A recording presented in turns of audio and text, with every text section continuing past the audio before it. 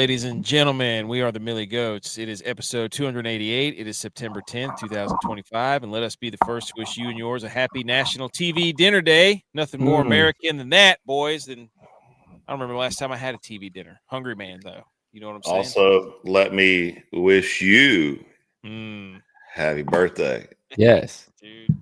Happy birthday. We see what you chose tonight, and I'm glad you chose to host. And hey, you don't know what I did before this? Well, you're acting like I'm. Hey, that's your own fault for giving me that much credit, though. I appreciate that. Just an all-night ordeal. We've been doing this show for what, roughly 3 years now? Yeah. I've known you for almost 20 years now. Mm-hmm. I didn't realize until a minute and a half ago that your height says you're 5'9". Oh, you're shorter than me, dude. Dude, the way that App State treated us on the way out was nonsense, dude. They wouldn't let me change my height. You're shorter than me. They wouldn't let me change my height. Hey, we got pictures from Charlotte recently. By the way, you're on your tippy toes. The Pythons, whenever me and BMO were standing beside each other, that was something. Can I give a quick shout out? We've had I have another bone to pick with you too. I got another bone to pick with you. You guys, I let you stay in my house, and you two drank all my beer. BMO packed beer and took it with him in a cooler, and he doesn't even drink Miller Lite. And now I have nothing in my fridge except for old Sam Adams winter lagers. You couldn't have drank the bad beer? I had nothing to do with that. I didn't have anything to do with that. Let me give a shout out though. So I've been, we do welcome to the show. I'm AKA J-Vice here, Edge is here. We're going to talk a lot of football. We got Thursday night football. We got our college football games of the week. We got our college football top 12 upset alerts back. All the bets and picks, which is hotter than hot right now. We're going to talk some headlines about football Monday night, recap that real quick. We got all that, but I just want to give a shout out to Jim Rose on Facebook. And we've been getting a lot of comments from people. And the numbers are, it's crazy to see some of the podcast numbers right now. And shout out to the guy on TikTok who said, I want to know what you guys do with all the money you make from your shows. Well, joke's on you, dude. You didn't even answer the question. It was a top 5 NFL things we saw. But Jim Rose says, thank you for this poll. Is it too much to ask for our voters to watch the games, reward winning, reserve jumping on teams that haven't played anyone, and expect losers to earn their way back up the polls? Thank you. Jim Rose is thanking us for the committee putting out these college football polls based off of what you're doing right now, which we're going to get to shortly. But you know what, Jim? Thank you. Thank you. So, hey, shout out for Jim Rose for listening. Yep. Also, shout out AK for congratulating himself. Yeah, committee. 100%. Committee. No. He said what happened, J-Vibes? You got a flustered right off the bat, so he had to turn. No. You want to talk about flustered? First of all, I was flustered because my son starts saying cap. He goes, "No, man, this cap," and I'm like, I just started busting out laughing. He goes, "What? What?" My son's like, he's always gonna be 7 next month. I just started laughing. I was like, "What are you talking about, dude? Cap?" I was like, "Do you even know what that means?" Dude. No cap. I just started laughing. Also, it's been brought to my attention that there was some chatter of last episode Sunday night, why we were not live at the end of that game, and that's because J-Vi, Bills fan of the show, gave up. I did not give up. Gave up. You turned it off. I watched the rest of the game with you guys. He sat there with his arms folded, watching the Buffalo Bills lose, and he was all pouty. They didn't lose. They won. Never a doubt over here. We should have been live. I knew as soon as Ed Oliver forced that fumble, the game was ours. Hey, would. Secondly, shout out to Country Roads Take Mahomes who sent me this. It's a picture of a Bills fan that has J-Vi's face imposed upon it, over the Bills fan's face, and the T-shirt reads, "My ideal weight is Josh Allen on top of me." Hey, would. Spot the lie, dude. Hey, best quarterback in the NFL right now. Oh, I forgot to put that meme in here. Oh my gosh, I worked all day on that meme. I know you did. The graphics department was cooking this morning. graphics department was cooking. That was funny. Hey, the So- Bills are high scoring offense in the league right now. Second are the Ravens. We got some stuff to talk about. Also, Which shout means the out- Bills have the second highest scoring defense in the league. Shout out again to all the new listeners. Shout out to J Bones. We did the NFL Pick'em on Saturday night. And shout out to me and Butch for doing the college football Pick'em on Friday night. Well, I got a bone to pick with Tex. He's on vacation, dude. He's not. He's He has not been on the show since his team lost. coward. Wow. Coward. How many vacations does that guy take? How many PTO days does he get? You know. His company, well, I don't know if they give him this many, but he gets more PTO days than teachers get. Yep. He's probably got to ask for a week off per kid. He's got to ask for a week on to work. Like, hey, do you mind if I come in today or this week? Cool. Also, here we go. Shout out to Howdy Hats, headline sponsor. Ironic because the Howdy Hats you put on your head, these beauties, these absolute beauties, all colors, flat bills, rope hats, all of them at howdy.hats.enc on Instagram. She does awesome work. These things are magnificent. We still have a few, and when they sell out, I will order more because I have all kinds of patches. I just got to order more hats. But these things are a beauty. Go follow her. They do awesome work if you need hats made. Howdy Hats. Exactly. Javi, Yeah. this was a question that how are we doing? We all right? We ready to talk some football? Yeah, we Do we need wanna to get some football talking. Yes, we do. Do you want to warm up the water cooler debate real quick? This was an awesome question to get us. Let's get it. Let's lube ourselves. Let's lube each other up with a little bit of football preview question. Can you hit the water? Oh my God, you're an idiot. Are you kidding me? Javi, you brought this question up. Water cooler debate question of the week. This is an awesome question. Kudos to you. What is the GOAT thing more likely to happen first after 1 week in the NFL? A quarterback will get benched. If so, which one? Or a head coach will get fired. If so, which one? Javi, this was your brainchild. I need you to list off some people. Well, after week 1, it's always overreaction week. Week 2 is always overreaction week, whether it's college, NFL. So got me thinking, my question that I proposed was which would happen first. A quarterback gets benched, and we're talking NFL here. Quarterback that gets benched or a head coach that gets fired. Now, I think a lot of people, their obvious answer would immediately go to Russell Wilson. Has a first-round draft pick behind him. He has a coach that he's probably on the hot seat, so his job's kind of on the line. And his coach was the coach that said, I'm not going with Tyrod anymore. We're going with Josh Allen. Threw Josh Allen into the fire and turned Josh Allen into what Josh Allen is today. But after careful consideration, I'm going to go Lee Corso. Not so fast, my friend. Because I think there's 2 other options in this, and this is where the debate comes in. I have a third option. My first option is Tua. Oh, come on. And I think, look, people don't remember this or will even think about this because we've talked about on this show before about how this is the generational quarterback. They've said this the last 3, 4, 5 years. The first person they started doing that with was Tua because the Dolphins were tanking for Tua. He's this generational quarterback. He's this great player. And look, people don't remember who Tua was throwing the ball to in college. He had Waddle, Devontae Smith, Henry Ruggs, Jerry Jeudy. He had a great running back. I mean, he had the perfect system in college. And look, he throws a good spiral. But I don't think Tua's ever really been able to read a defense. And I think that's his main problem. Now he's got Mike McDaniel, who's fighting for his job and the product they're putting out on the field. So I think the Dolphins what they're going to do, I think they're going to trade Tua while they can still get some stuff for him. A couple draft picks, maybe another player.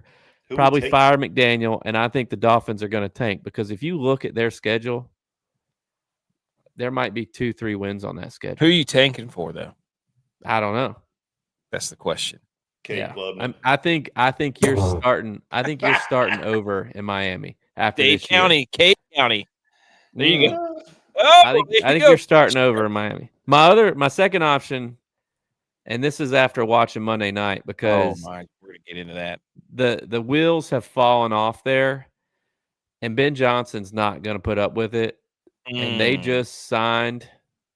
And like Jay Bones just said, they just signed their backup quarterback to a pretty hefty backup deal. And that he's more of the type of quarterback that Ben Johnson likes. I don't think Caleb Williams has very long this season if he continues to play how he played on Sunday. See, I totally read this wrong when AK sent the slide over. I thought you were talking about like what's happened in the past and like which one is first to pull the trigger. So my head immediately went to like in the past, head coaches get fired first, then the QB gets benched, or traded, such as look at Dak Prescott, got his coach fired. And then also Aaron Rodgers, Coach Killer. I think that goes two ways. And manager, I think that goes two ways, and it's who's making the decision. Whose job is more on the line. If it's the GM, coach gets fired because he picked the quarterback. If it's the coach, the quarterback gets fired because he's got to do something to change the momentum of the season. Yeah. I was thinking about this, that the other quarterbacks, the quarterbacks that could possibly be benched would be Tua, Caleb Williams, Kyler Murray, Russ Wilson, and then Spencer Rattler or Joe Brock Flacco. Purdy. I think absolutely not. Brock Purdy's a soldier. He's a warrior. He willed his team to victory on Brock one Purdy foot and one is arm. getting benched this week. Brock Purdy we're going to talk about that, but I think it's Joe Flacco or Spencer Rattler could also. 100% Spencer Rattler. They shouldn't even draft him. What a question. Does the phantom Brock Purdy injury so Kyle Shanahan can finally have the QB he wanted 5 years ago count as benching? Hey, the Mac is back, baby. Mac Jones. McCorkle hitting the fire. popping off. Mac Jones and the head coach that'll get fired, the dude from the Titans. That guy is a complete buffoon. He is number one on the list. Him or Mike McDaniels, right? Got to be. Mike McDaniel's not going to make it through the end of the year. No. I think it's going to be the dude for the Titans, too. So, hey, that's a good question. I think so. Put it on the record. We think it's going to be Tua. I think the Dolphins are tanking by the end of the year. They're not even the best team in their stadium. No. Did Miami beat Miami? That's the question. Yeah, 100%. Start that again. Okay. All right, good. That was good. That's a good way. That's a way to get it off on the right foot there. Okay. Let's go to Salute Your Sports. And while you're doing that, I'm going to try to get – I got the slide. Let me put it in there. Go ahead.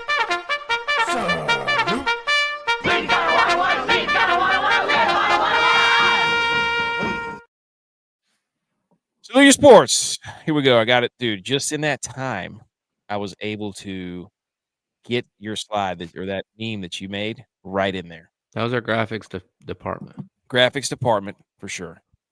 Here we go. Salute Your Sports. Did the Bears, the headlines for this week, did the Bears lose or did the Vikings win that Monday Night Football game?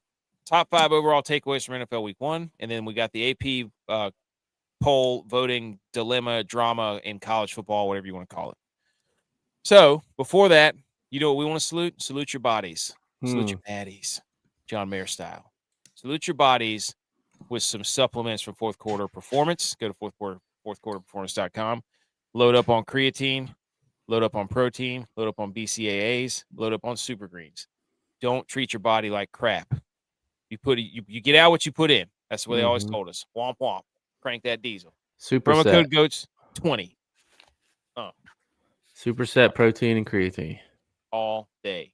Get yourself a chocolate milk machine and put it in your house like we used to have. God, that'd be glorious. My Oh, kids dude, would love that too. Nothing Oh better. my gosh. Here's the meme that the graphics department made. J-Body, do you care to explain? I just kind of threw it in there. Yeah, no, the our graphics department was cooking this morning. They had the great idea because everybody's still trying to tell everybody else that Lamar Jackson is better than Josh Allen. And look, we're not going to say that Lamar Jackson is bad. He's a good player. Can't win the close. Can't win the playoffs. big one. Can't play in the playoffs, but he's Yep. a good player. He's a good regular season player. Mm-hmm. His team put up 40 points against the Bills. But what they failed to do was put up 41 points. And our guy, JA17, he was on his iPad last week when the top 100 came out. And this is true footage. This is actual footage, pictures taken from his wife, Haley. She sent them over to our graphics team. Josh was looking at his iPad, and he looked down at the top 100 players list after winning the MVP and saw that Lamar Jackson was ahead of him. And you know what he did? He took that personally. And he went out there and absolutely kicked the Ravens a double S and put a stamp on who was actually better. So go ahead and move Josh Allen up above Lamar, and then we'll move him up above Saquon when we beat the Eagles later in the season. Spoken like a true Bills fan. Also, I did not realize how much liquor he had in that cup back there on his coffee table. That's like a 4-finger pour back there. That's a heavy pour. That's a big one. That's a big one. Also, the Friday AKC is back. I love that account. By the way, Vegas is giving away free money for the third week in a row. Stick around, my friend, because you and I are not so different. And I'm gonna, if they keep putting Jack State as underdogs, I'm going to keep riding it. I'm gonna lead a caravan, nay, a battle like the army of 300 against Xerxes. In the movie 300 against anybody who's playing Jacksonville State right now, because they keep putting them as underdogs, and I keep putting them on upset alert every team that plays them. It's a shame. It's a crying shame. Should Rich Rod have taken his luggage with him? J-Bone says Lamar beat the Eagles once, so analytics give him the nod. Saquon didn't play for the Eagles. There we go. Okay. Quickly about this Monday Night Football game, ladies and gentlemen. The Bears lose 24-27 in a game where they had an 11-point lead in the final minute of the third quarter and lost. They had a pick six, so on and so forth. So J.J. McCarthy was pretty much pedestrian the entire game until the very end. Yeah, Caleb Williams on paper, Caleb Williams won. Dude, but that's how he plays. It's it's the most uninspiring 21 of 35, 10 completions in a row I've ever seen. Because when everything had to matter, he didn't do anything. He missed throws, and he just, and all over the internet I've seen First Take, they give him a B+. It's encouraging to see how he's encouraging. He missed wide open receivers. They should have won. Encouraging would have won the game. And then those same shows spend 30 minutes blaming Ben Johnson about how he doesn't know how to coach. I'm like, the guys could not have been any more open at all. And then everybody replays that one throw on the sideline of Roma Dunze. See, that's the stuff you can't teach. Shut up. What about the one on the sideline to DJ Moore? He overthrew him by 10 yards. He threw it in the third row of the stands. What about the intentional grounding he took because he wouldn't stop running backwards instead of just getting rid of the football? Like, what are we talking about? So, I went to sleep at halftime, so I can't say anything because that game was a snooze fest. Awful. Did Chicago lose that, or did Minnesota win it? That's all I'm going to ask you. Well, considering I didn't watch the second half, I don't know if I can answer that, but I'm going to say that Chicago lost that and Minnesota didn't win it with how bad Minnesota looked in the first half. I mean, look, Minnesota has one of the best receivers in the National Football League. I mean, that's not up for debate. Justin Jefferson is one of the best receivers in the National Football League. Your running back should not be the leading receiver. That's true. It's like no way ever should that happen. I saw the question. Who would you pick first overall if you had to go back, J.J. McCarthy or Caleb Williams? I'm like, are you kidding? I was like, you know what? Screw that. Let's ask this. Who should win the Heisman the year before they got drafted number 1 overall? Who would you pick to win the Heisman right now, J.J. McCarthy or Caleb Williams? Neither one of them. I feel like there was somebody else that should have won it. I feel like that was the year of wasn't it? No, that wasn't G&T. That was last year. No, Genty was last year. I think you're right. I think there was another like quarterback that was at a smaller school that should have won it but didn't. What is it? Heisman 2023. Oh, BMO's in the house. So Caleb Williams and Drake May, the same guy. Cue the Spider-Man meme. No, Jaden Daniels won it that year. Caleb Williams won it the year before. He almost went back to back, I think. Oh, okay. Well, thank goodness he didn't. Goodness gracious, dude. I'm so sick of. I even heard a story that he might have dyslexia, which it's nothing to like laugh like to but there's reports coming out from Tyler somebody who does a lot of good work that said he's got some sort of dyslexia. And I'm like, golly, dude, can we not just say the guy, he might have it? I don't know, but for all the hype and everybody, what's dyslexia have to do with throwing the football? Well, it's and reading making the a plays, looking at the, that dyslexia is numbers, right? I mean, no, it's reading backwards and not being able to interpret reading. So there you go. Oh, That's you CJ Stroud. No, he's saying that because he's an Ohio State guy. I know he Don't is, but believe that for a single second. But anyway, I just, this game, it was fun. Edge, any thoughts on the Caleb Williams, J.J. McCarthy debate? No. I'm just the amount of coverage that it gets where people are on TV giving this guy a good grade or a decent grade and it's showing improvement. I'm like, did you not watch the same game? They're all the same. Every single one. It was Ben Johnson's fault. He started off well. He made that one throw. It's something to build on. I'm like, you told us this guy was generational. I shouldn't have to hold his hand. Generational doesn't throw it in the 15th row with the game on the line. So, and he got DJ Moore killed at the end of the game. Well, I did like what Ben Johnson was doing though with DJ Moore. I mean, he was taking it back to middle school, high school days, and he said, "What can I do to get my best athlete the ball the most amount of time?" And he was moving DJ Moore all over the place. Now, the NFL is different than high school and middle school football because there's those type of athletes all over the field. Yep. But the thought was there. They need to get DJ Moore the ball more, and that's what they were trying to do.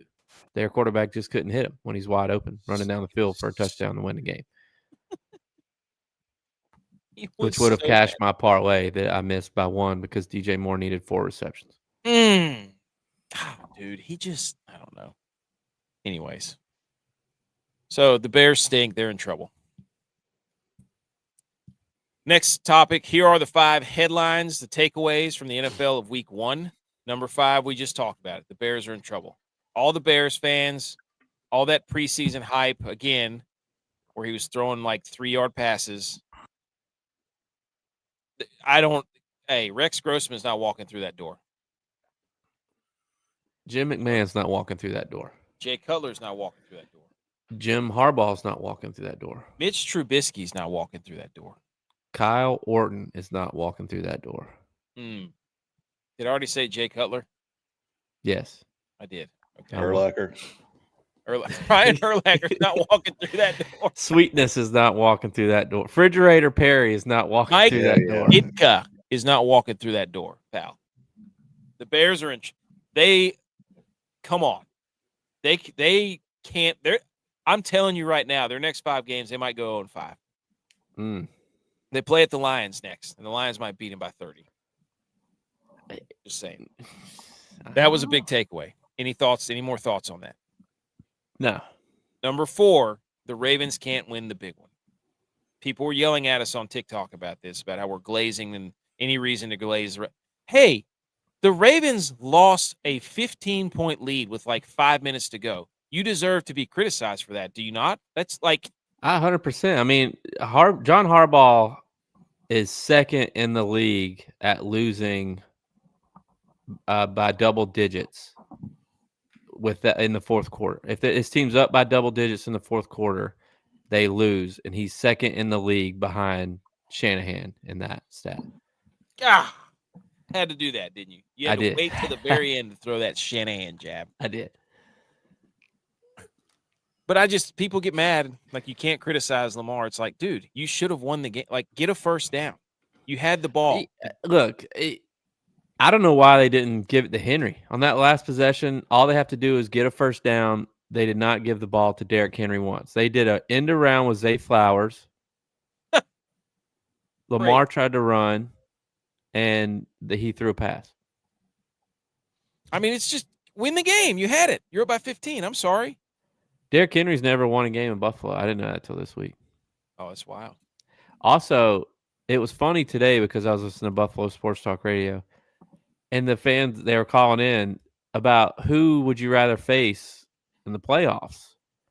And it's like they were all saying that they would rather face the Chiefs than the Ravens. And I'm like, we're 0-4 against the Chiefs in the playoffs. We are 2-0 in the playoffs against the Ravens. Bills fans, why would you not want to play I would rather play the coaching staff that can't get it done than the coaching staff that has our number. I mean, that's what it comes down in the playoffs is coaching. No, the Bills fans have it in their head that they have to be the one to stick the sword in the Chiefs' chest. They have to be the one to slay the dragon. They don't want anybody. If somebody else does it, I don't blame them for that either. Bills fans are going to be mad.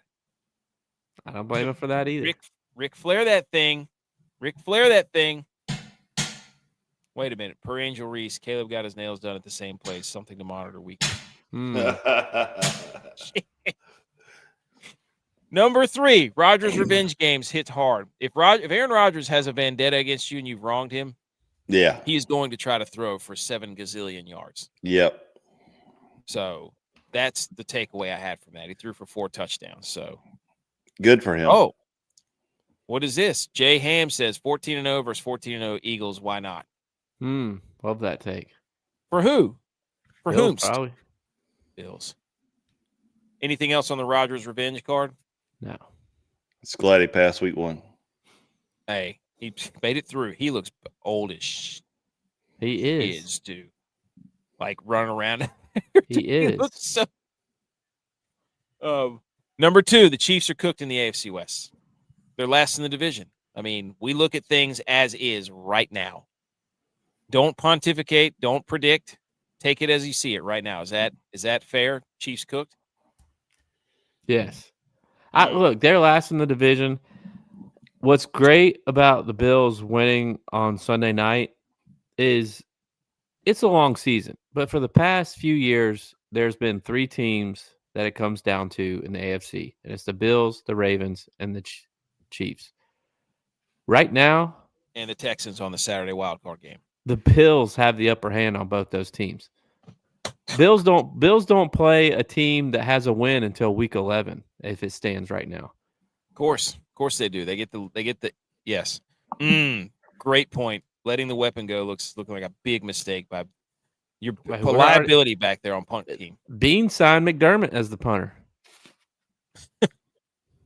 Look at that guy they just signed. Looks just like Sean McDermott. Number 1 for NFL Week 1. The Packers fans, look, I see a lot of one of our good friends, Fun Football Podcast, they do great stuff. He's a big Packers fan, so I see a lot of Packers content. They are feeling themselves, ladies and gentlemen. Feeling themselves. And I say they have a dilemma because they are firmly in the camp now that their defense is going to be so good that Jordan Love is going to have to assume the game manager role. Can Packers fans deal with that, or do they want Jordan Love to try to get the MVP? So you see what I'm saying here? Packers fans have a dilemma of we have to prove that our guy is MVP caliber, but if we try to do that and he sucks, then we submarine our defense, which is going to be elite. You see what I'm saying? So Packers fans are feeling themselves. I mean, Is that a good they take? got good weapons. We'll find out if Jordan Love's that guy. Exactly. It's like what we said about Herbert last show. It's like at some point he has to show us that he's that guy. Mm-hmm. He has plenty of talent around him. Defense is getting better. So, for them to take that next step, he's got to become that guy. And Jim Harbaugh is watching him curiously behind his the curtains. division is down. Whose? I mean, the NFC North. It's a down year for that division. I mean, the Bears stink. The Lions probably stink. Without their coordinators. Yeah. I mean, I wrote this down as one of my notes for the Lions. With the Lions team this year, it really shows the importance of a team, and football is the ultimate team sport because the Lions, were kind of a juggernaut the past 2 years with their coordinators, Dan Campbell going forward on fourth down. Hey, they had everybody cooking. Yeah. Without those guys together, you know what all those guys started when they're not together? The Jets are 0-1. The Bears are 0-1. The Lions are 0-1. Hey, some of the parts are not as great as the whole. It's team sport. TEAM. But the Packers should run away with this division. They should. I agree. If Jordan Love's the guy. Yes. But they have to make they're going to have to make a decision. I'm telling you right now. Hasn't he gotten hurt every year too? I mean, he's got to stay healthy. The Bills released their punter of the future and signed Cam Johnson. Could be plagued this season. No, dude. Week 1 is a liar. Last year, the Lions' first 5 opponents lost the following game. Short week, short recovery. Another primetime shootout ends in field goal. Washington plus 3-5. That's what I'm talking about, dude. First win of the week, right there. That's what I'm talking about, J-Bones. Lock it in. Week 1's a liar. Liar. Here is week 2, ladies and gentlemen. We start with Green Bay, Washington. We're going to go over that game. And then there's all the games here. Obviously got Bears, Lions, Chiefs, and Eagles is the big one. The 1-0 Broncos and Colts.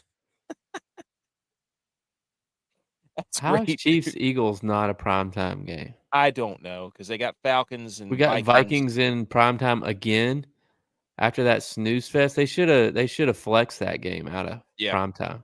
Why would they do that? I guess because of JJ McCarthy. Show me Cam Ward, dude. That's what I want to see. But these games, I guess. Okay, so you got Jacksonville, Cincinnati. That's a good one. We'll recap that game. Bears, Lions. We have to. Eagles, Chiefs, Colts, Broncos, because that's an undefeated match. So there's 4 or 5 games that are really kind of. It's the first time Flacco's back in Baltimore since getting cut. So, and then the 49ers. See, this. I said they were going to get out with being 4-0, but I should get a pass on this one this week. Yes, dude. If Brock Purdy has to play, you can't. You know what Shanahan's record is without Brock Purdy or Jimmy Garoppolo? He's 9-32 without Jimmy G and Brock Purdy. No, so I looks like you have a coaching problem. No, dude, it's on the get a big pass. board. No, you didn't say. No, look. Here's the thing. I get a with Dex goes without saying. No, with Dex's big board, Bills, he said if Dak is healthy, they'll sweep. Dak was healthy, they didn't sweep. You didn't say if Brock Purdy was healthy. You said look how easy our September schedule is. We'll go 4-0. That's you before they started playing football games and all their bones are made of styrofoam. Now it's on the big board. It's on the post-it. Can't backtrack it. No, I can. I'm not counting it. I can't of course. Sit up here and be the here Brock we go. Purdy Here we truther. go. Committee of one again. Here we go. I can't be the Brock Purdy truther. And then when he doesn't play, I have to defend Mac Jones? Absolutely not. You're not giving me the credit for defending him when he wins. You didn't and then say you take Brock away Purdy the was credit going when to he's win. not You said playing. the It's Niners. not fair. Yeah, you didn't say Brock Purdy was going to win. You said the Niners. Yeah, it's a team, dude. Ultimate team sport. No, it's we not just talked about this. No, I deserve the right to have our quarterback play football. Oh, here we go. He's the one sitting out. I'm just saying. His toe. Yeah, Dude, come on. You never played with turf toe before? He said Sodfather ain't walking through that door. Eagles back. Start naming Eagles quarterbacks. Anyways, that's week 2. Some good matchups. It's still going to be great. It doesn't matter. So, all right, last headline story before we get into the stuff. Don't do that, J Bones. Don't do that. Don't. If the Saints run out there looking like Wake Forest again with those gold uniforms, I will concede. Did CMC have the Madden curse on him? I saw this meme of like CMC was a Dementor from Harry Potter, and he was just sucking the soul out of Harry Potter, and he's like taking all the health from Kittle and Purdy and Fred Warner. Okay, this was a huge story in college football. So the AP poll keeps coming out, and then the AP poll releases who voted for whom. They should. Right. So they every week on Twitter they release the AP poll, and they're like, "This is who votes, and this is who they voted for." This poor chick, man, Haley M. Sawyer. She's a beat writer for the USC Trojans, and people were criticizing her poll, and she quote said, because she had Florida up 2 spots after they lost to USF on Saturday. So this lady moved Florida up after they lost to USF. She said, quote, "I don't want to go into too much into my process or logic. It's really fun, but it doesn't probably matter in the end." No, because she didn't watch the game. Well, I mean, she's getting blown up for this. Like, she should. Yeah, she should. She deserves criticism. But at the same time, it's like, why do they have beat writers voting for the AP poll? Like, this makes no sense. It's been because doing it's that the for media. years. It's the media poll. The AP poll is the media poll. They have a coaches poll that coaches vote on, then they have the AP poll that media votes on. AP is the Associated Press. She's part of the press. But they don't watch the game. Like, somebody made a good point. They're like, this has been going on for years. It's just now that there's so many outlets of college football where you don't have to be part of a newspaper that it's finally getting exposed. That's and right. she just happens to be the one that came out and said, yeah, it really doesn't matter. And it's like, man, okay. It also doesn't matter, though. I think what she's trying to say is, in the end, it probably doesn't matter because there's like 200 people AP. I don't know how many. And there's a boat ton of reporters like weighing in. It ain't just 12 people voting. It's Right. like it's a boat ton. So like she's probably saying in the end, it doesn't matter. Her one vote didn't sway, the coaches poll or the AP poll or whatever it is. Is she wrong? Absolutely. But in retrospect, like, I couldn't tell you anything about what's going on out west for football. Like, I love football to death, but like, could you imagine how time consuming it is to be a beat writer for any college university? Well, yeah, I mean, yeah. You have to sit out there at practice and watch stuff. You have to say, this guy didn't take any reps. Is he hurt? And then go chase that guy down and try to talk to him. Then talk to the coaches, the wait staff, like all this. Like, that's a lot of work. I don't think you have the mental capacity to watch games across the United States. So she chose to do it, though. I agree. I agree with you, Edge, but I don't think you have to have the mental capacity to look on your phone and see that Florida lost and say, maybe I shouldn't. There's that. Them. Yeah, there's that. Go listen maybe to I should drop them down a couple spots because they lost to an unranked team that's a group of 5 team. I agree. Well, that's the thing, though, is like, everybody's going after her, and it's like, it's just a microcosm. She just happens to be the poster child of like what everybody knows is going on, which is there's no way you can possibly watch all those games and be a beat writer. Like, you just can't do it. So, I mean, I'm not surprised. And this chick ended up having to, she had to make her profile private because so many people were coming after her. Yeah, I mean that's a part of the internet that's not good for anybody. But no, like, maybe they should do this thing. It's called a committee that gets together and watches all the game and votes on who should be ranked. I do. I mean, it seems so simple. Like, as much money goes into this, and then she's like, it doesn't really matter. And it's like, I'm sorry, but I have to listen to 3 to 4 weeks of preseason polls of the AP telling me how great the SEC is. And then that affects how they're perceived throughout the year. and then it affects how well they're ranked in the college football playoff. Like, it does matter. And then it affects people's jobs. People get money if they're ranked in the AP poll and stuff. Like, it does matter. If there's like all these other issues, but maybe she was just doing it for clout.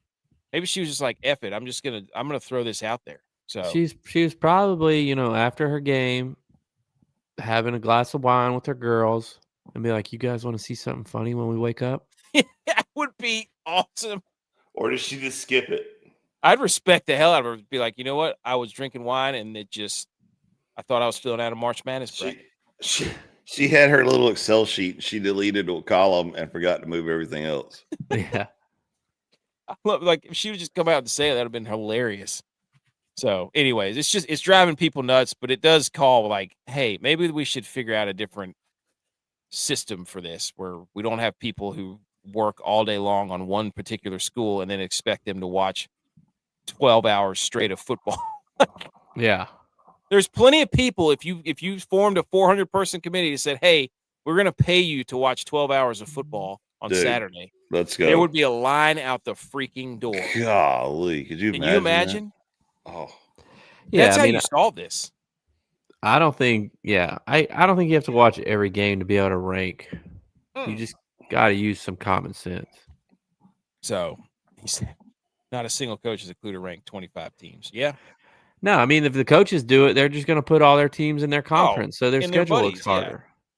Because they get paid for that stuff too. Beat writers are the propaganda wing of good programs. I'm sure a boyfriend can take a break from putting in parlays to give her a top 25. He's putting in parlays, dude. Is the coach poll even worse? Man, how little time a coach has to watch it. I mean, yeah, that's what I'm saying. There's a line of people, millions of people who would gladly be like, my full-time job will be to watch football and give you my rankings. Period. I would do that. So you do that. Hey, we have our own poll. That's why we created the committee's poll. Like, I don't know what to tell you. The TMG poll. The Millie Goats. So yeah, we got the AKP poll. Yeah. Anyways, that is all the headlines. Let's get into the Thursday game, shall we? Yeah. Football? Yes, football. Yay. Sorry. Football. Yay. Woo! Friday KC memes. He says, I volunteer myself as true. I'm telling you, dude. Like, take the burden off these people. It's cool they get an AP poll vote, but if you're just going to, I candid to her. Good for her for just being like, yeah, I really didn't know it. It doesn't matter, and I just good for her. Ladies and gentlemen, tomorrow night, NFC potential championship showdown. Some are saying matchup of the century on Thursday night. Good for Amazon Prime TNF for getting this monster matchup. For real. Washington. This could be great. Washington Commanders, and we got a college football game. NC State Wake Forest. Football's back tomorrow. Washington. When's the last time a good game has been on Thursday night? I know. Well, we thought the Niners and Rams would have been. It was like the last one last year. I think it was like 12. I never even turn a game on if the Niners are playing. Yeah, it's because you're afraid to watch the truth. Don't shield your eyes. Commanders at the Green Bay Packers. The Green Bay Packers. This was made the other day, so they were favored by 3.5. The over/under was 48.5. I have no idea if that's still the case, but that's what it looks like right now. So here we go. Before we get into the questions, let's take a look at the stats, ladies and gentlemen. Last year, the Packers were pretty much top 15 in every statistical category: pass yards, rush yards, pass yards against, rush yards against, points allowed, points scored, top 10 in everything. Okay.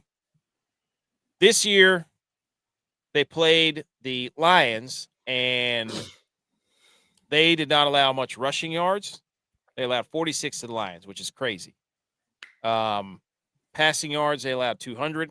We don't have to go through all these, but you get the point.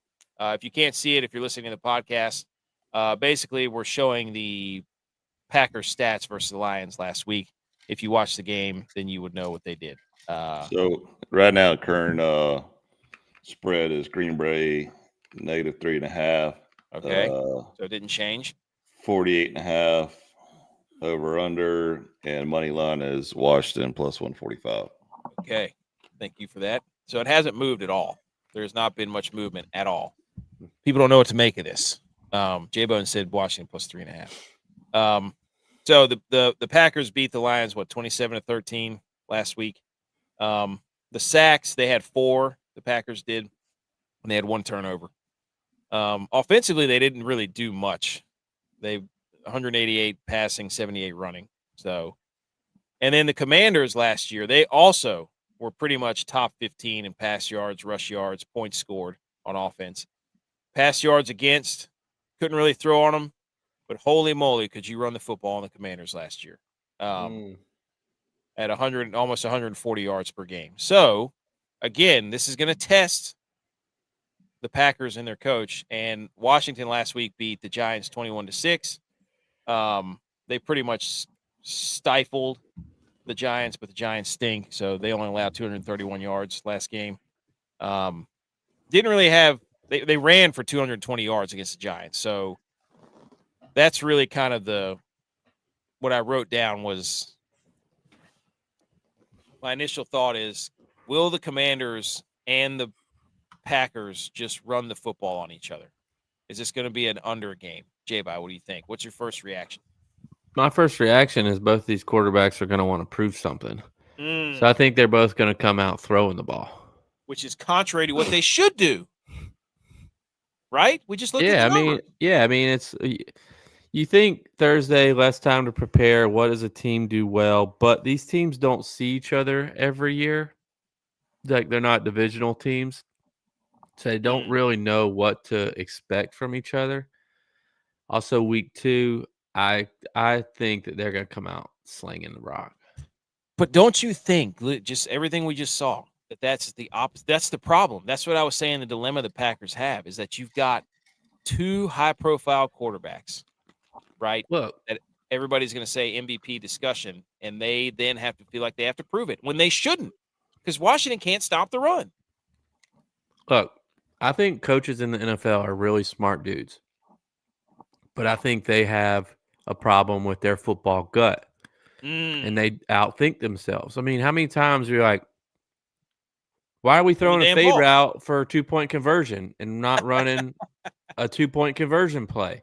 It's just like they outsmart themselves a lot of times. And I think these Thursday night games, you see it more often than Sunday games because it's less time. I mean, Washington's traveling right now, or they traveled today, so they even had even less time to prepare. You know, like, oh, no, I'm with you. Nate's here. He says I have the Packers D, Jaden Daniels, and Debo on my face. Oh, I like that stack. I like that stack. He said he's starting all of them too. Hey, start them all, dude. Let's go. Get yourself on the right foot on a Thursday. So, the Patriots beat the Dolphins this week. Will McDaniels make it to Monday morning? I don't know, man. I mean, if the Dolphins lose this week, they play the Bills on Thursday next week. 0-3? That's what I'm saying. Like, the Dolphins might win 2 games all year. I think they're tanking. They looked awful. Their GM is the longest tenured GM without a playoff win. He's been there 10 years. They haven't fired their GM Get yet. that guy out of there. Like, That's bum city. Also, so this game, like we were just talking about, here's what I think. Here's another thought I had. This is a revenge game for Washington. You know why? Because of that coaching staff picture. Remember whenever Washington had like Matt LaFleur, Kyle Shanahan, Sean McVay all on the same staff? Yeah. LaFleur's at Green Bay, revenge game. Picture revenge game. For Washington or for Green Bay? For Washington. Because they had them all on their staff, so they're on a revenge tour against all those teams. So, I don't know. But another question I had: we've got ourselves a good goatee off, a good coach goatee off. LaFleur, big time edges up his goatee. I'm talking like he's got too much manicure. You know, he doesn't wear a hat either. I can't stand that. And he's got the hard part and the nice fade and the goatee that's edged out. He gets The guy chopped from- up before he Yeah. goes out there. He knows what he's doing. He's lined up. He gets lined up, and he's got that goatee like the guy from CSI Miami. What's that guy's name? Shamar Moore. He's got the Shamar Moore goatee. If you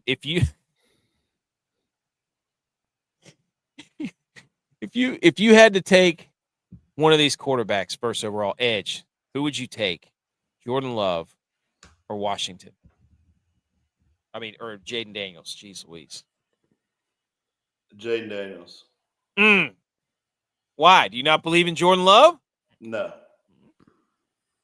I've never seen a guy do less and get more high. He's like Texas State, where he just keeps falling upward for no reason. I was looking at his stats. You know? Did you just say JMU? Yeah. Who would you take, J-Vi? I would take Jaden Daniels. I think we're all in that camp. I think this is a no. I just think to me Jordan Love's injury prone. I've watched him play. I just don't, I'm like, he makes bonehead mistakes, that gets covered up as him being a gunslinger, but he hasn't won anything. He hasn't won the division, has he? I don't think he has. No. But the Lions have won in the past 2 years. Is that an astute observation that it's going to be, can the Washington offensive line withstand the Green Bay defensive line? Yeah, I mean, there's plenty of ways to get around a good pass rush. I mean, you got screens. Yeah, and Eckler's a good screen running back. Jaden Daniels is going to be able to set it up. They're going to be able to run the option off of that. I don't see the defensive line being a huge factor. Micah Parsons, though, played at the Cowboys, knows the Washington Commanders, and better. So does the Washington Commanders know him. So it's like, I don't know. I don't bite too much into that. So I think it's going to be an interesting match. I think it's going to be an awesome game. I think if the Packers win this game, which the Packers power rankings at number 1 will be all over the place. You just wait and see. Like, it's going to be everybody's already started with the Jordan Love MVP, best quarterback in the NFC, so on and so forth. Like, it's going to be tough to put a lid on that. But I'm still standing on the fact that questionable. Do what? Micah Parsons is questionable. Oh, well, he's got that back thing. I thought if you hurt your back, like, you're done. Why? Well, how are all these guys playing with back injuries? Well, it's an easy one for people to say their back hurts. Like, you can get an X-ray or an MRI that'll show anything on your back, dude. Like, I look at them all the time. The amount of stuff that I see on MRIs and X-rays is like and it's justified, and then they can be like, "Oh, my back's hurt." So he's got facet joint issues, meaning the little kickstands on his vertebrae off the back are irritated for, I don't know to what extent, but if it was bad enough, he needs to sleep with a pillow in between his legs. You know what he needs to do is do some freaking deep core activation and get some posterior pelvic tilt going. His hip flexors are too tight, and it's pulling his vertebrae forward, and he's got weak glutes. Take that, Micah Parsons. Do some squats. No. Well, yes, deep squats. Yeah, you can do deep squats, but Bulgarian split squats primarily. That's a great glute activator, buddy. Love a good Bulgarian glute squats. So, okay. Well, all right. Never mind. Like I said. Who do you think do you think this game goes over? Do you think 48.5 is a gettable number? Like, if you were to, I think it's gettable. Okay. Because right now they're saying what, 25, 23, basically? Yeah. Essentially. No. 27. More than that. It's 3.5. 25, 23 is 2. I'm sorry. 27, 24. No. That's 26, 51. 23-ish. Yeah. 25.5. Yeah, 26, 23 would be. I think that's easy. That's, yeah. To me, this score is gettable because these teams aren't two teams that put super long drives together. They're kind of quick hitters. Like That's true. They're big play teams. So I think the possessions goes up when it's like that. It's not 14, 15 play drives. Right. It's not Army Navy out there running 30 play drives. Like they're quick hitting offenses. Yeah, I think it's very gettable. Well, look at their time of possession. Like Green Bay was 24 minutes 35 seconds last week. Yes, less than half the game. Yeah. So, and then the Commanders were 19th with 29-28. So, I'm interested to see if they're going to try to run the football like they did against the Giants. Because that's a big. You got the number one rushing offense as it stands right now, or number two, against the number two rushing defense. So I don't know.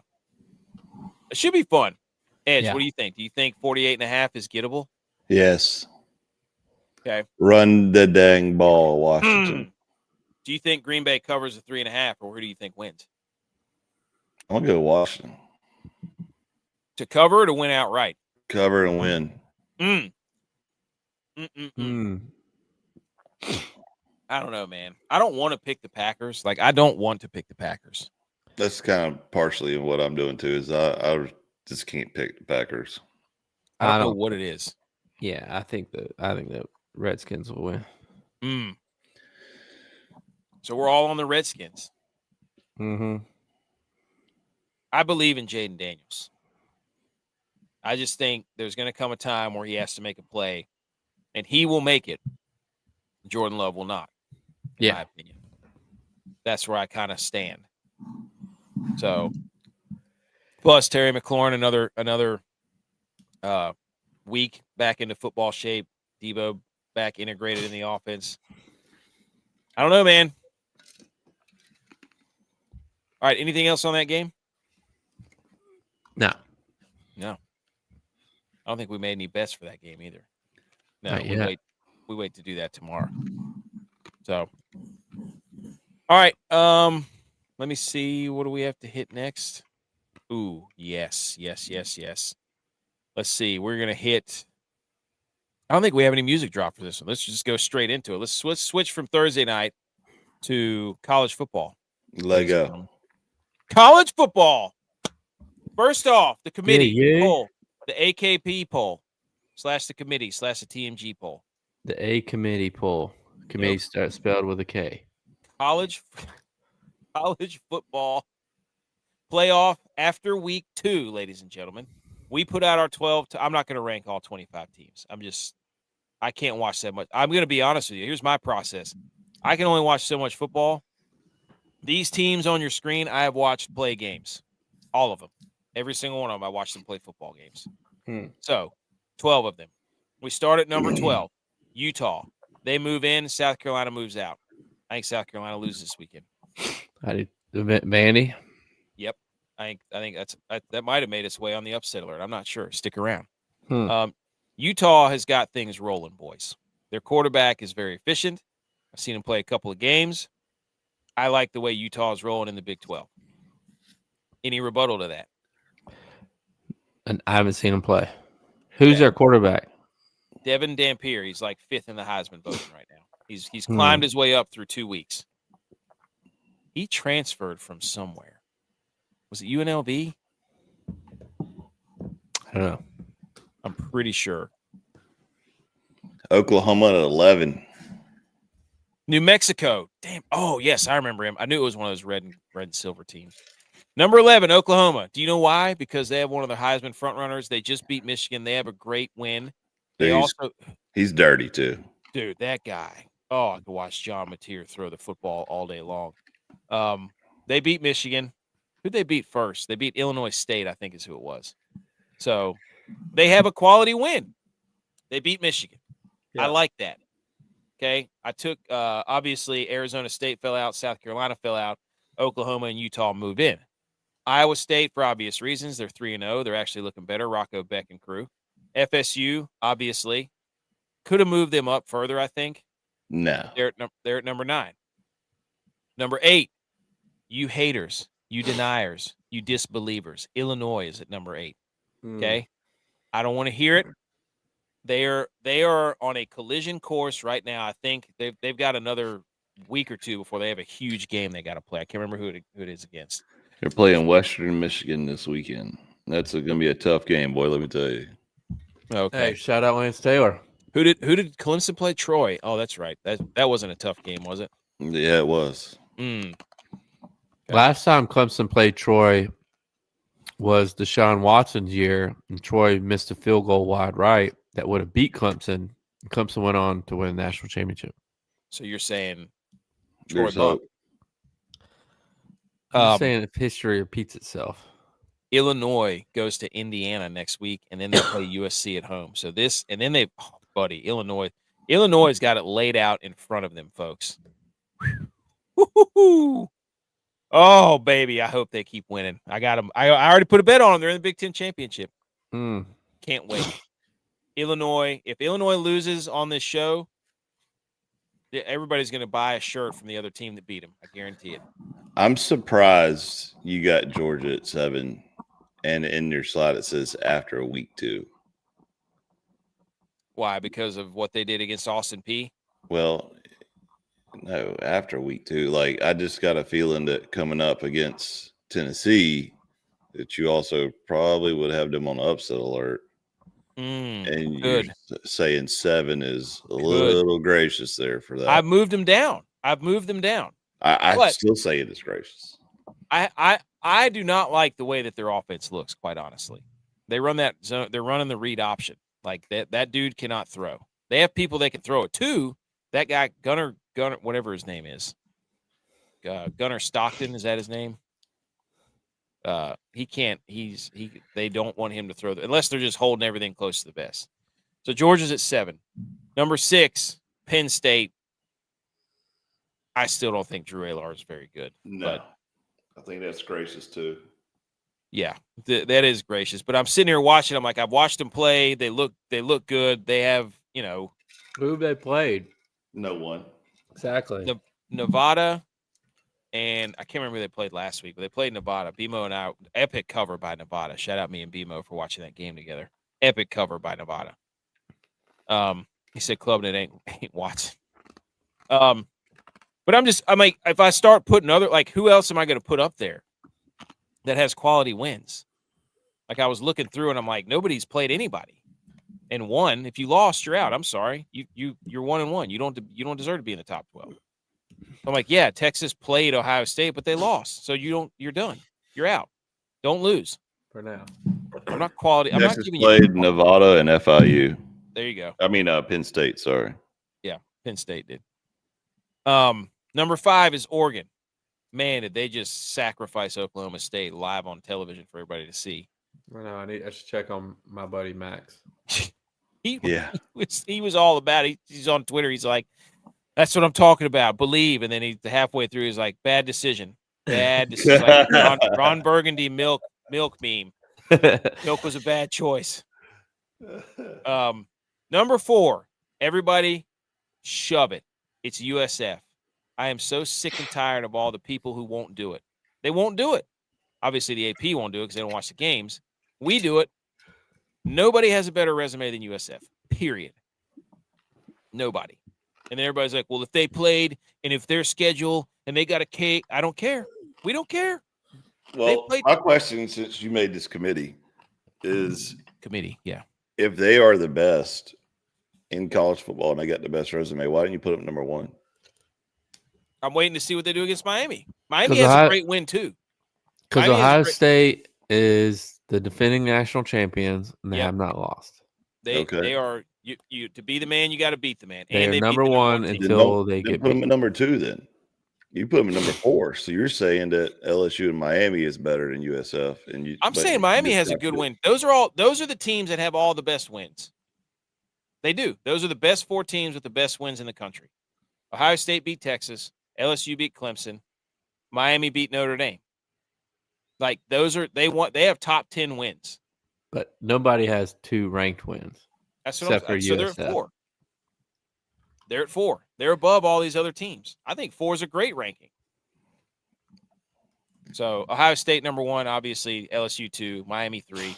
So in our poll, we have 3 versus 4 this week. Do you guys have any rebuttal on this? This is fair, right? Yeah. No. What would No. you change? USF. I just told you. You would put USF at 1? No, I'll put them at 2. Okay. Maybe we should. Why not? I mean, dude, Is that right? You're right. The preseason is garbage anyway, right? It is. I'd probably move Florida State up. I would. Nah, I don't know about that. I'd probably flip that makes Florida my State skin and crawl. Penn State. Okay. I just I can't. can Even, see Don't you that. want Florida State to be ranked higher when Clemson beats them? Yeah, just keep them in the top 10. That's good enough. I mean, that's all you matter. But like right now, though, like all these rankings are garbage. So that's what I'm saying. Like, why not shake it up and put USF number 2 in the nation? Because where's of Texas Tech at? Dude, I was looking at their schedule. They played. I could not put them at anywhere near the top because they have played nobody. And the poll's already out there, by the way. It's out there. They're at 1. It's already been done. The guy knows it. The guy has seen it. I've seen that he has seen. But yeah, I think FSU could move up. I don't know. I just feel like this. I feel like it's a pretty decent poll compared to all the other ones. Look, this is based off of football, what you've done, not what your preseason ranking was, not what if a neutral site. What have you done right now? That's what this is. So, go ahead. I don't really have anything to add. You said look, and I thought you were about to go in on something. I was about to go look. I was about to go in on the Big Ten, but I just didn't know if the timing was right. I'm looking at the Big Ten conference overall records. There is only 4 teams in the Big Ten with a loss right now. Yep, I The saw whole that. conference hasn't played anybody. Yeah, all. That's the thing. I mean, you just, I literally I actually did put some time in. Like I look at all the 2-0 teams, and I go look at some of the ones I thought moving in. I'm like, oh my gosh, they played nobody. And I'm like, these teams right here, they've played some games. They deserve to be ranked way up there. Who's Illinois played though? Duke on the road. Teams. They played Duke on the road. They're not right. Duke. Duke. It's a Duke. Power 5 opponent on the road. There's not many teams that can say that right now. Duke. I know. I'm not saying Duke's good, but I'm saying when you look at everybody's schedule, there's not a lot of teams that play a Power 5 opponent on the road in weeks 1 and 2. Duke. There's just not.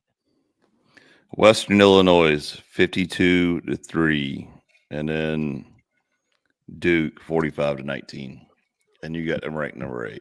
So at least they're blowing the doors off. But dude, they've at least I almost went with the over for them versus Western. You literally just put them at number 8 because you had them as your dark horse. Exactly. That's the only reason you're doing it. No. Yeah, They played a Power 5 team on the road. Yeah, okay. Come on. Okay, so Iowa State has played 2 Power 5 teams. That's why they're 10th. Why are they not ahead of Illinois? Illinois has won more emphatically. Team. I'm sorry, I watched the first game. Iowa State looked like doo-doo. And everybody looks like doo-doo in Ireland. No offense to the people of Ireland, but every team that goes over there and plays looks like doo-doo.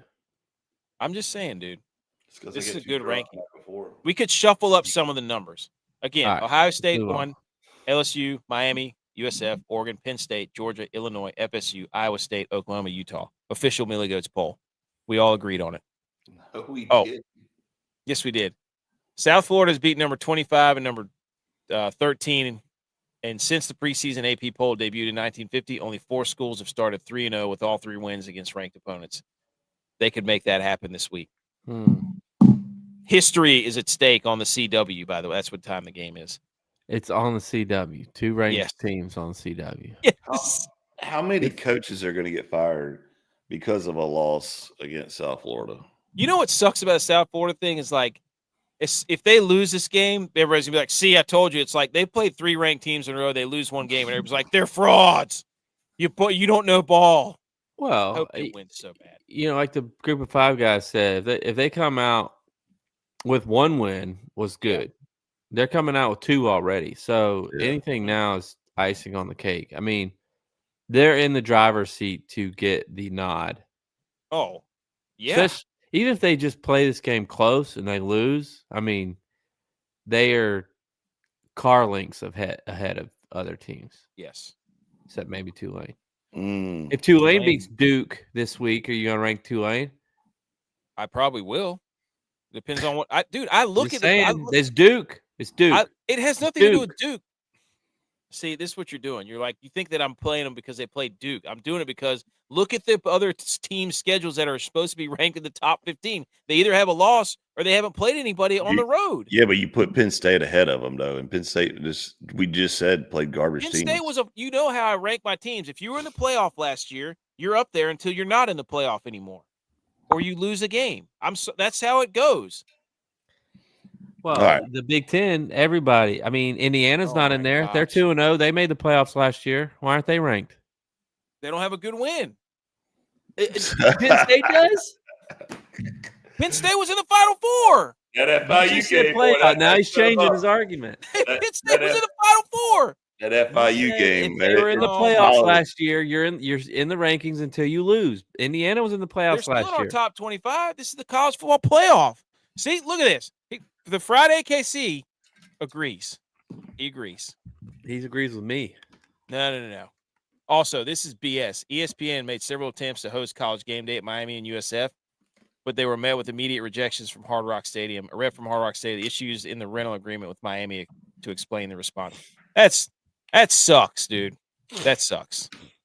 Do better, Miami. Game Day was supposed to be at West Virginia Pitt, and then West Virginia went and lost to Ohio, so they moved it.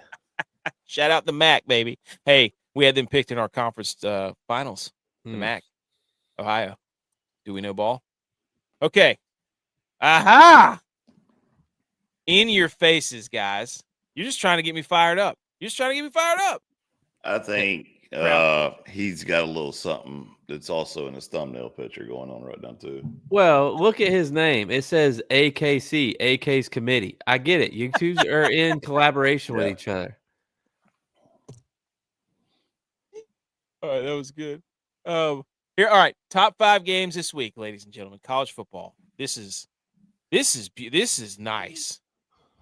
12 o'clock, high noon, Atlanta, Clemson, the Tigers, Dabo and crew go to Georgia Tech in Atlanta. Clemson this is Monday, was favored by 9.5. Over under was 58.5. It is now 3.5. Clemson. No, it's now 3. This thing has plummeted faster. I don't even know faster than 2.5. It's 2.5. It's still going down. Yeah. Oh my gosh, dude. Sheesh. 2.5, and the money line is Georgia Tech plus 135. This thing's sinking faster than the Titanic, man. Okay. Edge. Yeah. What is the nervous meter? Over and under is 51.5. I'm pretty nervous. I'm not gonna lie. I think we're done. I'm gonna go ahead and claim this as another L. Oh, you remember whenever I told? Oh my gosh, dude! What are you talking about? Oh, Georgia Tech's dark horse. Yeah, finals. congratulations. I don't care. We're playing like garbage. Look, go ahead. There's 3 things that happen in this world. You pay taxes, you die, and Clemson beats Georgia Tech. And let me tell you why. Because Georgia Tech is Clemson's little brother. And Georgia Tech is also doing something that you're not supposed to do. They're going white out. Oh, don't tell me that. Georgia Tech is going white out. Wear white to the game. Wear white to the game. The whiteout never works, ever. No. I can no longer. I don't know if Haynes King's playing or not, but I'll tell you this right now. Their coach plus Haynes King, best culture in football. That coach. Oh. Clemson just has Georgia Tech's number. I think it's all psychological. Like, Clemson's not playing good football right now, but for whatever reason, Georgia just can't get over that hump of beating Clemson. We had Georgia Tech's number when all they did was run a triple option, though, because you could just sit there and murder the quarterback and make him toss it early, Yeah. Now it's a different game. Haynes Kings, if he's playing, that does make a huge difference. It's going to be, I don't know, man. I just think it's maybe Georgia Tech's time, guys. But also, they have to make Cade Klubnik throw the ball because Clemson can't run the ball at all. What are you talking about, dude? Are you serious? They can't run. What do you mean? AK watches games like that chick that votes for the AP poll. Oh my gosh, dude! You must have been watching Clemson on a little tiny screen and it see the runs. Dude, Clemson can't run the football. Okay. Prove me wrong. Prove me wrong. All right. He said it did against Florida State when they blocked the field goal and housed it. Oh yeah. Do you think Clemson wins, Edge? I'm not saying that. I'll always say I get nervous before every game. Okay. J-Bye, then you say it with your chest. Clemson's going to win this game. Okay. All right. I would have taken Clemson minus 9.5. Really? You look at you trying to hide that smile behind your hand, you dirty dog. Okay. Next game, 3:30, Knoxville, Tennessee. University of Georgia at Tennessee. Number 6, Georgia at number 15, Tennessee. UGA favored by 3.5 on Monday. Over-runner was 50.5. 3:30 kickoff time. Georgia has beaten Tennessee 8 times in a row and won 13 out of the last 15. I'm going to go ahead and say it. Okay, go ahead. Come on. I'm going to steal your thunder. Upset alert. Oh! I'm going to go ahead and say it. You think Joey Aguilar and crew? No. Yep. Dude, people don't know Joey Aguilar. They did not watch Joey We Aguilar. watched Joey Aguilar play football for 2 years. He's going to pull Mac Jones and be our – who was it? Sam Brad – not Sam. I always call him Sam Bradford. Sam Darnold and see Ghost out there against the Georgia defense. So now the spread is 3.5 Georgia, which is – I think Okay, so over-under's coming down, though. It's 49. 49.5. And then all you these got numbers I put on there from Monday night. So – but dude, I don't know what to do with this game because Tennessee. I want Tennessee to win, right? Like I want. See, here comes B McCormick. He's all hot and bothered, and here he comes. Give me them balls, baby. I want Tennessee to win this game, but at the same time, I don't think that Joey Aguilar. I think Tennessee's been spoiled the first 2 weeks, where it's like, oh, you got the bigger, faster players. They're just running by people, and Joey Aguilar's just throwing jump balls. There was that ball Joey Aguilar threw last week. There was a long TD pass, should have been picked off. I feel like they're going to be in for a rude awakening. I think America wants to see Tennessee win because they've already seen Alabama fall. They want Georgia to fall next. Then they want Ohio State to fall. Like, it's going to be the year of upsets. Tennessee, they borderline America's team just because they're always the bridesmaid and never the bride. Look, that is the loudest stadium I've ever been in my entire life. Like, I had the mic so close to the coach's bill of his hat, I was hitting him. I still couldn't hear him talking. And that was probably the last time they beat Georgia because they came back and beat Georgia that day. Kirby Smart is too good of a defensive mind to get beat by Joey Aguilar. I'm just interested to see. And that is with all due respect to Joey Aguilar. All due respect. Somebody clip this right now. Hopefully it clips it right. This Opus clip this immediately. But I don't trust Georgia's quarterback or their offense. I'm sorry. Which quarterback is going to make the plays? I don't believe either of them. Sorry. Who wins? Georgia. I want Tennessee. Tennessee. Give me Tennessee. Next game, USF at Miami. We kind of already talked about it on the CW, starting at 4:30. Miami, Florida was 18.5, minus 18.5 for Miami. Over-run was 56.5. I think it's come down like 2 points, maybe to 16.5. Can USF go in the trenches again and match up with Miami's defensive line? And can Byron Brown do it again, the quarterback for USF? You haven't watched that guy play. He's a freaking animal. 17.5 and it's 57.5. Okay, so the over's Is gone up. he playing the whole game? Because he only played half the game against Florida. It didn't seem to matter though. I mean, I want to believe in USF. I think they're a Come really on. good. Look, I think they're a really good team. I just think they have a very tall task, not just because it's Miami, but because third-ranked team in a row, and the amount of discipline and focus that you have to have On the road again. as a player to complete that. I just don't know if 18 to 22-year-olds have that type of discipline and focus. But look, they've been playing extremely well, and they're not intimidated against the ranked opponent. Like they weren't intimidated against Boise. They weren't intimidated at Florida at night. I don't think they're going to be intimidated at Miami. The crowd, there's not going to be a crowd there. It never is at Miami. So, you're not fighting the loud noises. They're going to play in an NFL stadium, which USF plays in at their home games anyway. So Yeah. I don't know. I just think about the confidence though of USF walking in this game right now. Oh, yeah. They're Vince McMahon walking down the runway right now. They in their heads right now. They're national champions. I love it. Yeah, that coach has got them rolling, dude. Goalish, and they've already started the where is he going to wind? Shut up, dude! Don't ask where he's going to wind up next year. They're played 2 games. Let him play this season, you bunch of idiots. Yeah. Shut up, Dan Orlovsky. So, but Miami, dude, I'm telling you, I was impressed with Carson Beck, and if he just does what DJ Lagway wouldn't do, which is just throw to the open guy and actually complete the pass, Miami will nickel and dime him all the way down the field, and they'll be fine with that. I mean, Miami's good, dude. I was impressed by them the other week. I didn't think I would be, but I was. Okay, who wins? I think Miami wins. Give me the Bulls, dude. USF. Go Edge, yes. Okay, next one. Texas A&M, Notre Dame. Texas A&M number 16 at Notre Dame, who's number 8.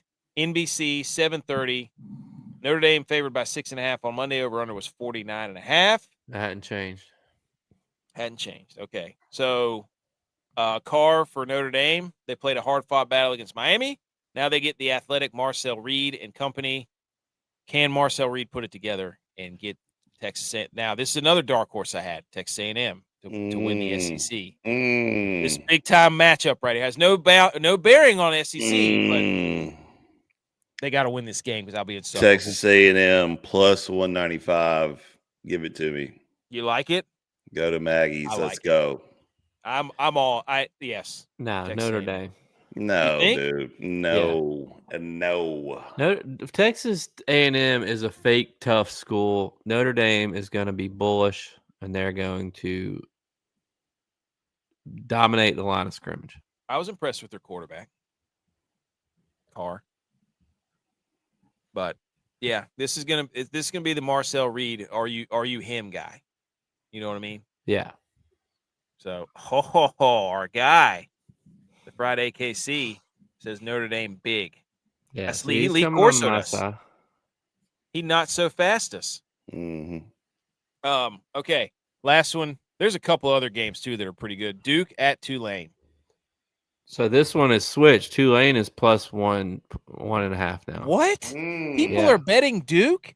Duke minus 1.5. What? Tulane was minus 1.5. Over under was 54.5. It's on ESPN2 at 8 p.m. in New Orleans at Tulane. And Duke is now favored. That is wild, dude. Yeah. What? No chance. I'm staying away from Duke just because they burned me last week. Here's the caveat to this. The quarterback for Duke, Mensah, was at Tulane and then transferred out to Duke because he got paid way more. Yeah, revenge game for Tulane. Yeah, I think Tulane runs away with this one. Tulane destroys them. Duke's going to let that game last week beat them twice. This is so true. We all remember at least one time we rode the A&M hike. Yes, we all know how this hit. Yeah, I know, dude. I've been on this horse before. Other games that of note. Oklahoma goes to Temple. Temple's 2-0. That's just put that on your tickler file. I mean, dude, there's a lot more games than that. Yeah. Pitt versus West Virginia. Florida at LSU. Vandy at South Carolina, Texas State at Arizona State. Okay. So there you go. Those are some of the big time games this weekend. I mean, that's a nice slate all the way. You got every slot right there. The noon slot, the afternoon slot, and the evening slot. Love it. Without further ado, ladies and gentlemen, Jackson, the Friday KC, I hope you stuck around, my friend, because we've got upset alert. Upset alert right now is 7-5. Okay. I'm sure there should be some parameters on this, but boys, take a look at the board here. College football week 3. Kansas State is on upset alert, -1.5 at Arizona. Clemson, -3.5 at Georgia Tech. Georgia, -3.5 at Tennessee. Georgia Southern, -3.5 at home against Jacksonville State. South Carolina, -5.5 versus Vandy. Air Force, BMO. I waited for this for you. Air Force is on upset alert. They're favored 4.5 at Utah State. Not so fast, my friend. Best offensive line coach in the country. First of all, look at the board here. I wouldn't put K-State as upset alert. They're garbage. Like, it shouldn't even be. They're favored. They shouldn't even. I don't know. Again, like I'm telling you, bet comes out with that? Arizona. Yeah, Arizona's like 2-0. I'll one up you, and this is probably the bet of the century. Okay. Whoa. Wisconsin over Alabama +1,000.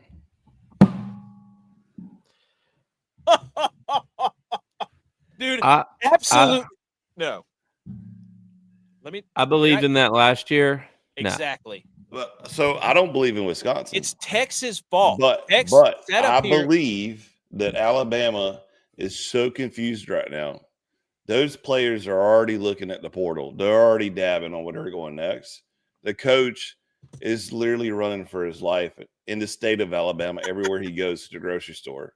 Like, he's calling Uber Eats to get food delivered because he's scared to go out in public right now. He's sending interns and college students over there to go get stuff. So I'm calling it now. They are so flustered in Alabama. The dynasty is dead. Wisconsin. It sounds personal. Send me a unit. Sounds personal. I would go Wisconsin. I can't do it. It was Texas' fault. He sat up here and told us it's Wisconsin at night. They don't lose at night. And then they proceeded to get beat by like 40. I believe he hyped me up. Like, he made me believe in Wisconsin. Never again. I don't believe it. You and Tex have got some sort of behind the scenes. No, it doesn't. Oh, he said, in Wisconsin players aren't looking at the portal. Come on, bro. Well, Hey, is Wisconsin the Texas A&M of the Big Ten? Everybody believed in Wisconsin at some point, and that bridge is Notre Dame the Wisconsin of the Big Ten. I mean, not Notre Dame, Nebraska.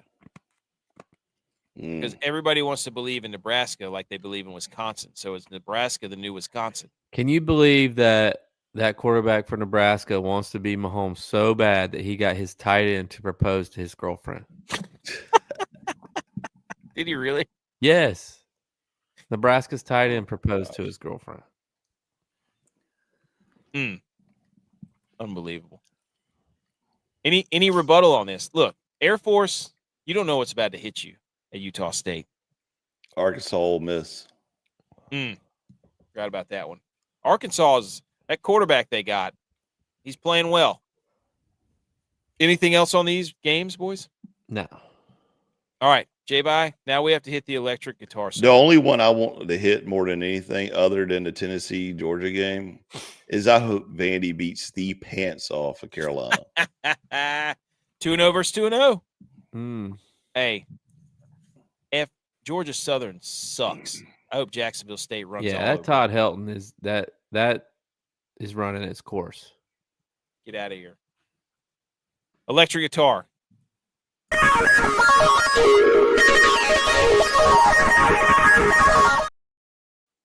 This next slide is so hot. My computer almost melted down. Gentlemen, without further ado, the picks of the week are back. We were 5-1 last week. 5-1, climbing out of the record of what? 9-7 now, I believe, is what it is. Yes, 9-7, 5-1 last week. we each pick a bet. We have an alias that we operate under, a caricature, if you will. Tex is Mr. Understruck. I am Master Spreader. I give you a spread bet. Tex gives you an under. J-Buys the overtake. You gives you an over that will lock. Butch P gives you an underdog. Dylon gives you a prop. And Edge gives you a money line. You will parlay all of these. And if you did that last week, minus Edge trying to sabotage Illinois, wasting the perfect week, you would have won a lot of money. So, Tex is 2-1. He's on vacation, but he sent in his as Mr. Understruck. USC at Purdue under 59.5. He's hot right now. So, I, Master Spreader, get out the Teenage Mutant Ninja Turtle meme. 2-1 on the year for spreads. Washington State is going to North Texas. Washington State was plus. That's at 6 now. Yeah, it's going down. I don't know why Washington State's not favored to win this game at North Texas. This could blow up in my face. But Washington State, got to be somebody hurt. Something's up. But I'm sitting here thinking, there's no way Washington State should be a 6.5-point dog to North Texas. So take the spread, take Washington State. J-Bye. So I was doing some research, and I was looking through the over-unders, and something popped out to me. Oregon at Northwestern, 48.5. So I was like, well, Northwestern stinks. Facts. So really, Oregon would probably have to cover this on their own or get close to covering it on their own. So I did a little bit of research. In Oregon's last 5 games, they've scored 69 points, they've scored 59 points, they've scored 45 points, they've scored 49 points, and then they scored 21 points against Ohio State. But Ohio State scored 41 points. They have combined score of almost 70 points in each of their last 5 games. There's no way that this does not hit the over.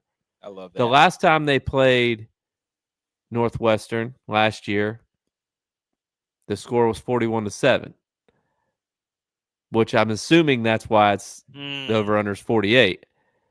But they are rolling. They score points. Northwestern stinks. This game is going over. I bet the over-under is 60. You just laddered it up all the way to 60? Yeah. Bet it at 48, 49, 50, all of it. Bet it like 700 times. Butch P, Bounty the Dog Hunter, gave you New Mexico plus 15.5 at UCLA because Butch P is riding the anti-Nico Iamaleava train, and he just can't stop laughing. So every time UCLA plays somebody, he's going to bet him, which is great. The UCLA is the only team in the Big Ten without a win. They stink. That was one of the worst moves ever in college football to sign that guy. Dylon is 2-1. He gave you Kyler Murray over 22.5 rushing yards versus Carolina. Lock that in. Edge is 1-1. Money lines. Let's go. First of all, can we just get Dylon on the phone and be like, dude, look at college. What are we talking about here? This is the second week in a row that we go pro when it says. I trust Dylon's props. He is a very high hit rate no matter what it is. That guy. Except for when he has to pick lineups. I don't understand where he's is he making these props up because on DraftKings the props aren't even out yet. Is he's a smart guy. He a capper? Hey, no cap. So LSU, Florida, dude, this is going to be an epic game in so many ways because good point, B-Mo. God, what's his name? Was it Napier, the head coach down there in Florida? Yeah, he's fighting for his life right now, coming off of a terrible loss to USF. If he loses to LSU, he'll probably get fired before the end of the week. So they might not win another game the rest of the season. Yeah, Florida is going to have we said it earlier, they got a tough schedule all year. I think LSU still rolling off of that giant mega win over the almighty Clemson Tigers. They are also fighting for their life because They did not have a great showing last week, and they want to Louisiana prove Tech. to everyone that they are good and that they have a great defense. So they're going to come out with a vengeance, with a little chip on their shoulder, and absolutely bury the Florida Gators to the point to where it will end all discussion of how good LSU is. I mean, and this game is at Baton Rouge at night. Yeah. Oh, buddy. Edge wants the LSU Tigers to beat everybody by 40, so the loss for the Clemson looks better. That's right. Now, I'm glad you put that together. I know what you're trying to do. You can't fool me. All AKC says upset over LSU. Florida upset over LSU. Change your pick while you have a chance, Edge. No, not a chance, dude. Okay. Look, all right, so let's look at this. Florida, the rest of their schedule. They play LSU this week. They play Texas next week. Then they play Texas A&M. Then they play Mississippi State, Georgia, Shout out Mississippi Kentucky, State. Ole Miss, Tennessee, Florida State. I think the only winnable game they might have the rest of the year is against Kentucky. Yeah. Hey, I'm pretty sure I bet the over 4.5 in Mississippi State. I think Edge and I did that on the show a couple weeks ago, like a month or two ago. So I'm all in on Mississippi State too. Big Mississippi State guy here. That was a big win for them last week.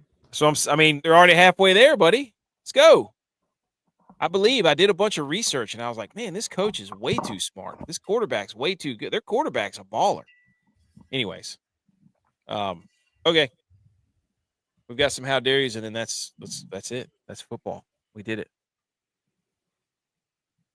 Well, my computer works.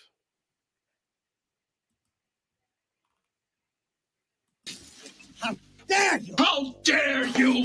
How dare me? How dare you? How dare you? How dare you, sir? You're gross. How dare you? How dare yous? Who wants to go first? I have a few. I'll go first. Good gracious. I was in Florida last week for work, and I'm sitting at a restaurant eating, and I hear the NBA theme song for some guy's ringtone. And I looked over there, and I was like, is he really playing the NBA theme song for his ring? And I'm like, it is football season. How dare you try to skip football season and go directly to basketball season? Got here. Yes. I'm not trying to rush it. How dare you to that guy? It was good, though. That's funny.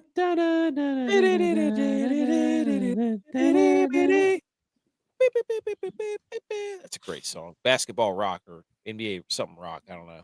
NBC. Edge, do you have one? My how dare you goes to the San Francisco 49ers for cutting one of the greatest kickers of all time.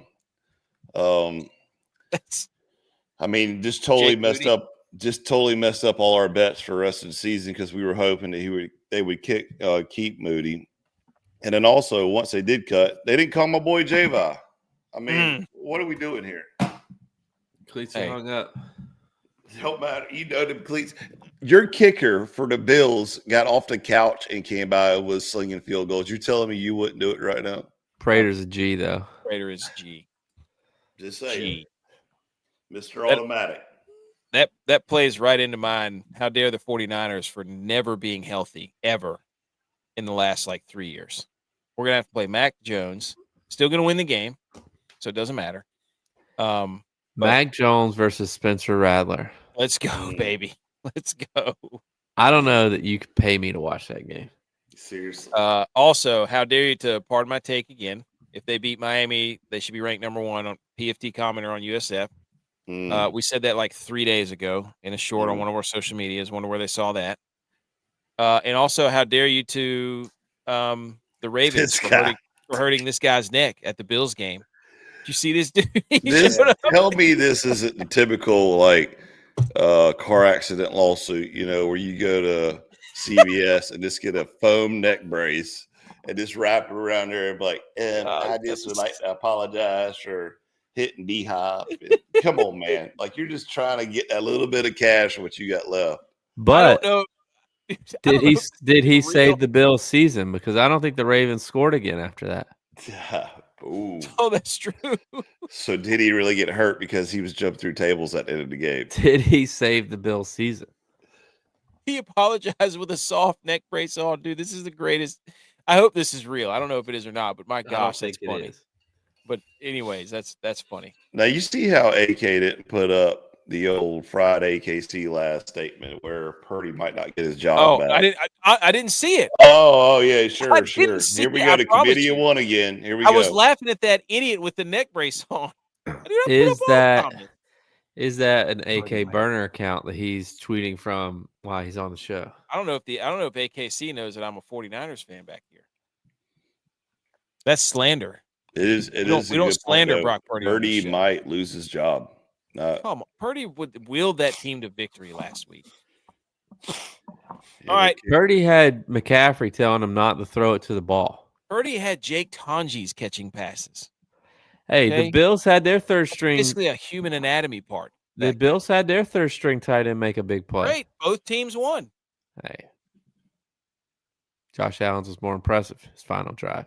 Oh my gosh, AKC, it's no. I can't. I disavow. All right, Mr. That's it. Irrelevant. What a show, fellas. A lot of football. We needed that. Everybody needed that.